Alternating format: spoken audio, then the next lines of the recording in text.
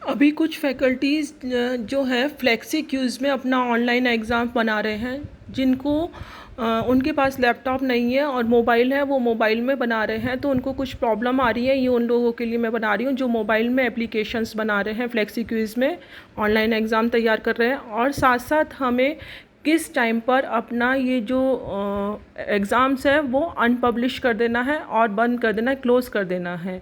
चलिए देखते हैं कि मोबाइल में हम किस तरह से इस फ्लेक्सी क्यूज़ में एग्ज़ाम को प्रिपेयर कर सकते हैं, ऑनलाइन एग्ज़ाम को। सबसे पहले आप गूगल क्रोम में जाएंगे। गूगल क्रोम सबके मोबाइल में होगा ही। गूगल क्रोम में जाके आप यहाँ पर लॉगिन करेंगे। ये जो ऊपर जो 3 लाइनें आ रही हैं, यहाँ पर आपका लॉगिन का साइन आएगा। यहाँ से आप क्या करेंगे, लॉगिन करेंगे। जैसे ही आप लॉगिन करेंगे तो आपके सामने यूज़र नेम और पासवर्ड आएगा। ये मैं वीडियो में बता चुकी हूँ कि आपको कैसे साइन अप करना है। साइन अप सब कर चुके थे। अपनी लॉगिन आईडी और पासवर्ड अगर आपको याद नहीं रहता है तो आप उसे कहीं कॉपी में लिख लीजिए, जिससे कि आपको वो याद रहे और आप सेम आईडी और पासवर्ड डालें। क्योंकि अगर आप एक बार आईडी और पासवर्ड भूल गए तो आप वो जो पेपर आपने क्रिएट किए हैं उन या लिंक जो क्रिएट किए हैं, पब्लिश किए हैं, उनको नहीं देख पाएंगे। तो अपनी आईडी और पासवर्ड को याद रखिए लॉगिन करने के लिए। उसके बाद हम लॉगिन करेंगे। लॉगिन करने के बाद हमारा ये पेज हमारे सामने ओपन होके आएगा। उसके बाद ये जो ऊपर की साइड में 3 बटन्स आ रहे हैं, यहाँ पर क्या करेंगे, हम क्लिक करेंगे। तो आपने जो भी लॉगिन कर दिया है मैंने यहाँ पर, तो जो आपका डैशबोर्ड है वो यहाँ पर इस तरह से आएगा। डैशबोर्ड लिखा हुआ आएगा, यूज़र लिखा हुआ आएगा, ये इस तरह से डैशबोर्ड लिखा हुआ आएगा, यूज़र लिखा हुआ आएगा, रिपोर्ट्स और सेटिंग्स लिखा हुआ आएगा। हमें और किसी को नहीं देखना, हमें सिर्फ डैशबोर्ड को देखना है। लैपटॉप में ये डैशबोर्ड जो है आपका साइड में ऊपर की साइड लिखा हुआ आता है, और मोबाइल में आपको इस मार्क्स पे क्लिक करना होता है। तो उसके बाद में आप जैसे ड्रॉप डाउन होता है ये आएगा और डैशबोर्ड डिस्प्ले होगा। अब ये डैशबोर्ड में क्या है, डैशबोर्ड में जो जो पेपर आपने क्रिएट किए हैं वो सब आपके सामने ऐसे डिस्प्ले हो जाएंगे 1 बाय 1। जो जो सपोज़ करिए कि हिंदी के जो टीचर हैं उनके 6 पेपर हैं, तो वो क्या होगा, 1 2 3 और जो आपके पेपर हैं वो सारे नीचे की साइड होते चले जाएंगे, जो टाइम वाइज जैसे जैसे आपने क्रिएट किए हैं। मैंने यहाँ पर जैसे क्रिएट किया है साइंस का। अब मैं क्या करती हूँ, अगर मुझे कुछ अपडेट करना है इसमें तो मैं इस वाले पेपर पे क्लिक करूँगी और इसमें मैं अपडेट कर सकती हूँ। इस पेपर में कैसे अपडेट करेंगे, सिर्फ आप उस क्वेश्चन पर क्या करेंगे, क्लिक करेंगे तो आपका ये एडिट बटन आ जाएगा। इस एडिट बटन से आप क्या कर सकते हो, चेंजेस कर सकते हो जो आप चेंज करना चाहते हो अपने पुराने बनाए हुए पेपर में। सपोज़ आपको लगता है कि आपने कुछ गलत डाल दिया है, यहाँ पर इंडिया के बाद में क्वेश्चन मार्क आना चाहिए था, मुझे ऐसा लगता है यहाँ पर। तो मैं क्या करूँगी, इससे पहले एडिट करूँगी, मेरे सामने ये क्वेश्चन आ जाएगा। फिर उसके बाद मैं यहाँ पर डाल रही हूँ क्वेश्चन मार्क, तो हमारा यहाँ क्वेश्चन मार्क इस तरह से आ जाएगा।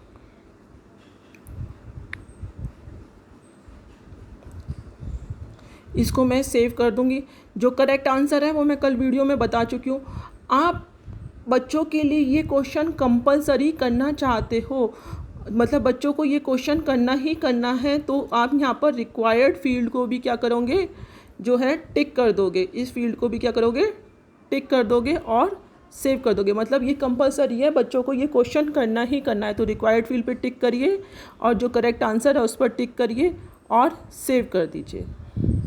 देखिए ये क्वेश्चन मार्क यहाँ पर अपडेट हो गया जो मेरा क्वेश्चन था। इसी तरह से अगर आपको लगता है आपके किसी क्वेश्चन में कोई गलती है या कुछ मिसिंग हो गया है, तो या आप दूसरा क्वेश्चन डालना चाहते हैं, तो यहाँ से आप एडिट और डिलीट कर सकते हैं उस क्वेश्चन को। करने के बाद में सेव ज़रूर कर दीजिएगा। उसके बाद नेक्स्ट आता है आपका कॉन्फ़िगर टैब। कॉन्फ़िगर टैब में आपको सिर्फ हेडिंग नेम डालना है, जैसे कि मैंने यहाँ डाला है SGST SVMIC first unit test class second subject science. इसकी भी लिमिट है, तो इसलिए इसमें छोटा डालिए, लेटर्स ही करिएगा, कम ही लेटर्स करिएगा क्योंकि इसकी लिमिट्स है। उसके बाद डिस्प्ले में क्विज़ नेम पेज टाइटल्स पर डाल दीजिए। हमें लोगो अपने स्कूल का कुछ नहीं डालना है, ना पेज नंबर दिखाना है।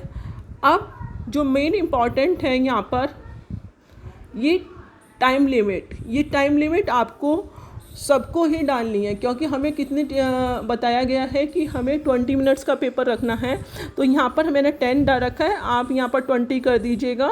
यहाँ पर हम 20 मिनट्स कर देंगे।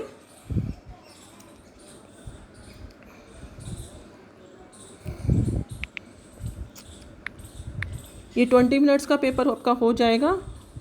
इसका मतलब कि यूज़र को 20 मिनट्स पेपर करने के लिए लगेंगे और आपको कुछ नहीं करना है। यहाँ ना पेज टाइम लिमिट डालनी है, ना रैंडम क्वेश्चन।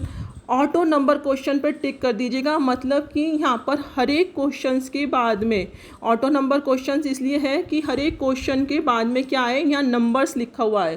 क्वेश्चन के बाद में नहीं, क्वेश्चन से पहले, हर एक क्वेश्चन से पहले नंबर लिखा हुआ है। ऑटो नंबर क्वेश्चंस कर दीजिएगा यहाँ पर। उसके बाद मैक्सिमाइज क्विज अटेम्प्ट 1, मतलब एक जो पर्सन है वो एक ही क्विज़ को दे सके एक बारी, ये अटेम्प्ट कर दीजिएगा यहाँ से। ये शेड्यूल और टाइम जो है आ रहा है, ये हम अभी नहीं डालेंगे। अगर हमें डालना होगा तो ये हम उसी दिन डालेंगे, क्योंकि अभी हम सिर्फ ट्रायल कर रहे हैं और डेमो वर्क देख रहे हैं, तो हमें चेक करने की ज़रूरत पड़ेगी। तो इसलिए हमें अपनी एप्लीकेशन को और नए एग्ज़ाम को चेक करने की ज़रूरत पड़ेगी, तो इसे अभी हम नहीं डालेंगे शेड्यूल को। अगर डालना पड़ेगा तो हम उसी दिन डाल देंगे इस डेट को और टाइम को। उसके बाद में वैसे अगर हम सिंगल यूज़र कर देते हैं तो शेड्यूल और टाइम की ज़रूरत नहीं पड़ती है। अब ये अलाउ एडिट कमांड्स, ये सब आपके क्या आ रहे होंगे, चेक आ रहे होंगे, लेकिन आपको इनको सबको अनचेक कर देना है। मतलब इसमें कि यूज़र ना कट कर सकता है इस एग्ज़ाम में, ना कहीं से कॉपी कर सकता है, ना पेस्ट कर सकता है, और ना ही प्रिंट कर सकता है इसको, और ना ही राइट माउस क्लिक अनेबल हो सकता है आपका इसमें। इसे क्लिक कर दीजिएगा। उसके बाद आप सबमिट और क्लोज ब्राउज़र टैब पर क्लिक कर दीजिएगा। सबमिट और क्लोज ब्राउज़र टैब पर क्लिक कर दीजिएगा। और कुछ नहीं करना है हमें इस कॉन्फ़िगर पेज में। जो जो मैंने एंट्री बताई हैं सिर्फ आपको वो ही टिक करनी है।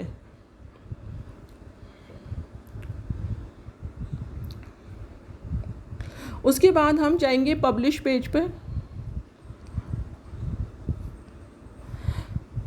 पब्लिश पेज पे आपका क्या होता है, पब्लिश पेज पे आपका कस्टमाइज़ यूआरएल आ रहा होगा और कस्टमाइज़ फील्ड्स आ रहे होंगे। तो कस्टमाइज़ फील्ड्स पर और आपका इस तरह का क्लोज क्विज़ टैब आ रहा होगा। अगर आपने क्विज़ पब्लिश कर दी होगी अपनी, पब्लिश मतलब बना दी होगी अपनी, और उसके बाद उसका लिंक को सेंड कर दिया होगा और उसमें डाटा फिलअप करा लिया होगा, तो पब्लिश कर दी। उसके बाद आपके पे यहाँ पर ऊपर की साइड में क्लोज क्विज़ टैब आ रहा होगा, इस तरह का क्लोज क्विज टैब आ रहा होगा।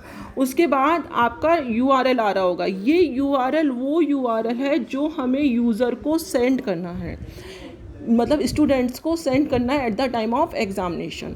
आप ध्यान रखिए जितने भी चेंजेस और अपडेशन हैं वो आप पहले ही कर लेंगे। इस यूआरएल को भेजने से पहले आप जितने भी चेंजेस और अपडेशंस हैं उनको करके चेक कर लेंगे, उसके बाद ही इस यूआरएल को भेजिएगा, क्योंकि वो सारे चेंजेस आपके वहाँ पर रिफ्लेक्ट होंगे जो आपने यूआरएल भेजा है, पेज भेजा है जो बच्चे को। उसके बाद हमारा नेक्स्ट आता है कस्टमाइज फील्ड्स। अब कस्टमाइज फील्ड्स में, कस्टमाइज फील्ड से पहले रजिस्टर क्विज जो है उस पर क्लिक कर दीजिएगा।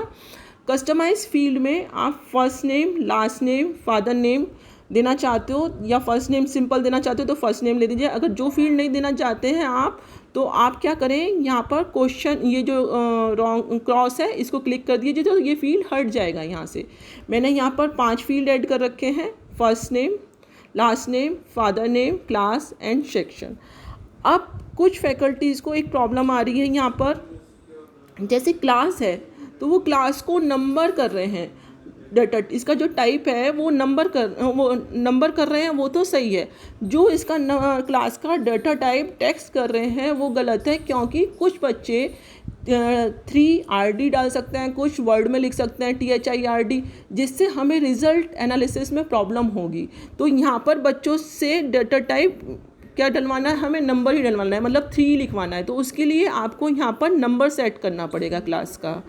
उसके बाद सेक्शन, मैंने यहाँ सेक्शन नेक्स्ट फील्ड है, सेक्शन के आपको ड्रॉप डाउन बॉक्स लेना है। ड्रॉप डाउन बॉक्स के लिए क्या करना है आपको, जिसमें A B C 3 section add करने हैं आपको। अब इन ड्रॉप डाउन के लिए आप क्या कर रहे हैं, कुछ फैकल्टीज़ को प्रॉब्लम हो रही है, वो क्या कर रहे हैं, सेक्शन में ऑप्शंस में हमें ABC इस तरह से लिखना है। मतलब ये जो है आपका ऑब्लिक लगा रहे हैं कुछ फैकल्टीज़ यहाँ पर A B और C के बीच में, उसकी जगह पर ये पाइप लगाना है। ये पाइप कहाँ से आता है आपका,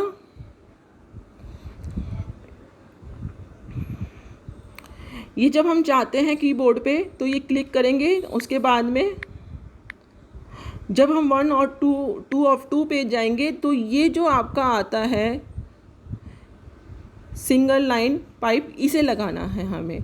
इससे हम क्या कर सकते हैं, इस तरह से ऑप्शंस लिख सकते हैं। अगर किसी की क्लास में 2 सेक्शन है तो वो 2 सेक्शन लिखे B और C, और किसी की क्लास में अगर 3 सेक्शंस हैं तो वो 3 सेक्शन इस तरह से लिखे।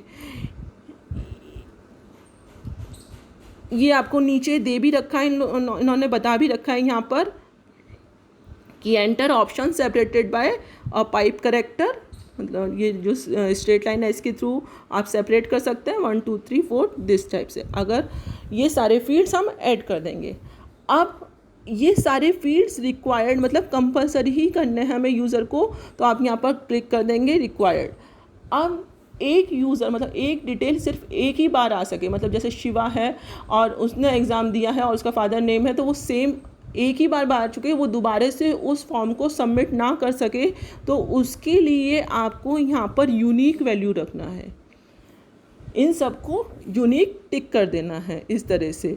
यहाँ पर यूनिक करने के बाद सेम वैल्यू जो आपकी एक ही सिंगल वैल्यू जो जा पाएगी, एक ही स्टूडेंट एक बार में ही पेपर दे पाएगा सेम एक डिटेल के साथ में। अब इसको हम क्लोज़ कर देंगे, इन सब फील्ड को भरकर first name last name father class sections को भरकर हम क्या कर देंगे, क्लोज़ कर देंगे। उसके बाद आपने पब्लिश कर दिया था, मैंने वीडियो में बता दिया था आपको पब्लिश करना। हम जाएंगे एनालाइज टैब में। जैसे आप जो मैंने लास्ट में बताया आपको कि जो ये पब्लिश में URL है वो हम यूज़र को सेंड करेंगे और इसमें डाटा फिलअप कराएंगे। जो एनालाइज है वो क्या करेगा, आपका डेटा फिलअप कर देगा सारा। ये इस तरह से आपका डेटा जो है वो सारा डिस्प्ले करके दिखा देगा as a form of report. ठीक है, रिपोर्ट की तरह से दिखा देगा ये। अब मैंने सपोज़ करिए मेरे पास 20 स्टूडेंट थे, तो मेरे पास 20 स्टूडेंट का डाटा इस तरह से फिलअप, किस किस टाइम पर फादर नेम क्या है, क्या पास गए, क्या ग्रेड है अगर आप देना चाहते हो, तो ये सब मेरे पास में आ जाएगा। सपोज़ करिए कि किसी ने हमें गलत डाटा भर के दे दिया है, ठीक है, और आप चाहते हो ये डाटा मेरे स्टूडेंट का नहीं है या किसी और स्टूडेंट्स का आ गया है गलती से, या किसी ने गलत इन्फॉर्मेशन सेंड कर दी आपको और वो आपकी क्लास में स्टूडेंट प्रेजेंट नहीं है, तो आप क्या कर सकते हैं, यहाँ से सेलेक्ट एक्शन में जा सकते हैं और यहाँ से डाटा को डिलीट कर सकते हैं। और अगर आपको लगता है कि किसी बच्चे का डाटा आपको एडिट करने की ज़रूरत है, सपोज़ करिए किसी ने फादर नेम गलत भर दिया है और वो चाहता है बच्चा कि हमारे फादर का नेम सही कर दिया जाए, तो आप यहाँ से एडिट कर सकते हैं,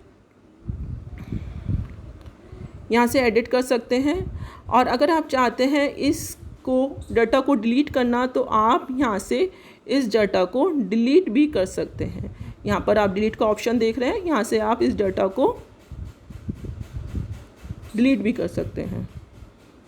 जैसे मैंने सपोज़ करिए, तो ये डाटा मेरा क्या पूछेगा मेरे से कंफर्मेशन कि आप इस डाटा को डिलीट करना चाहते हो, क्या इसकी दोबारा क्यूज़ लेना चाहते हो, तो डिलीट ऑप्शंस यहाँ से हो जाएगा।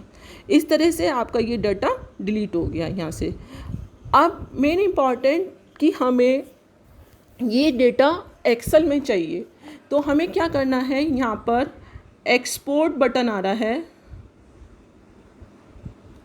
यहाँ पर ये एक्सपोर्ट बटन आ रहा है, तो हम क्या करेंगे, इस एक्सपोर्ट बटन पर क्लिक करेंगे, तो यहाँ पर क्या आएगा आपका, export the report as an Excel file. जैसे ही आप इस पर क्लिक करेंगे तो डाउनलोड में individual summary .xls files download हो जाएगी। इसको आप डाउनलोड कर लेंगे, इस फाइल को डाउनलोड करने के बाद इसको एक्सेल को ओपन कर लेंगे। अब जो मेरा डाटा रिपोर्ट में था वो सारा डाटा मेरे पास आ गया है। ये जहाँ डेट सबमिशन पे हैश आ रहा है, आप इसको डबल क्लिक करेंगे तो ये डेट और किस टाइम पे सबमिट करा है ये पूरा क्लियर आपको आ जाएगा, क्योंकि ये छोटा था कॉलम इसलिए डिस्प्ले नहीं हो रहा था। और कौन सी क्लास का, थर्ड का, फर्स्ट का, थर्ड का, ये सेक्शन भी मेरे पास आ गए हैं कि किस सेक्शन में कराए। अब जो एक ही टीचर, जो सब्जेक्ट टीचर है, वो 3 सेक्शंस के या 2 सेक्शंस की क्लासेस को ले रहा है, लेकिन उसे दूसरे सेक्शंस के स्टूडेंट्स की इंफॉर्मेशन नहीं है, तो वो उस जब हमें जब 4 बजे तक जो भी हमारा पीरियड होगा, 2 बजे तक या 4 बजे तक जो फर्स्ट सेशन होगा, उसमें एग्ज़ाम लेने के बाद हम ये एक्सेल को उस क्लास के क्लास टीचर को सेंड कर देंगे और जो डाटा हमारा है उसे अपने पास रखेंगे। जो हमारी क्लास का है उसे तो हमें पता ही है, और उस डाटा को जो नहीं पता है दूसरे सेक्शन का, उसको उस क्लास के टीचर को सेंड कर देंगे और वो चेक करके हमें बता देंगे कि कौन कौन से बच्चे हैं जिन्होंने अभी तक एग्ज़ाम नहीं दिया है, जिनका हमें नेक्स्ट जो सेशन है उसमें एग्ज़ाम लेना है। इस एक्सेल के थ्रू हम बता सकते हैं। कुछ फैकल्टी के जो मोबाइल में है वो हो सकता है कि माइक्रोसॉफ्ट एक्सेल ना हो, तो वो गूगल प्ले से क्या करें, माइक्रोसॉफ्ट एक्सेल को अपने सिस्टम पर डाउनलोड कर लें या अपने मोबाइल में डाउनलोड कर लें। मोबाइल में भी माइक्रोसॉफ्ट एक्सेल गूगल प्ले के थ्रू डाउनलोड हो जाता है, जिससे कि आप मोबाइल में भी एक्सेल फाइल को देख सकते हैं।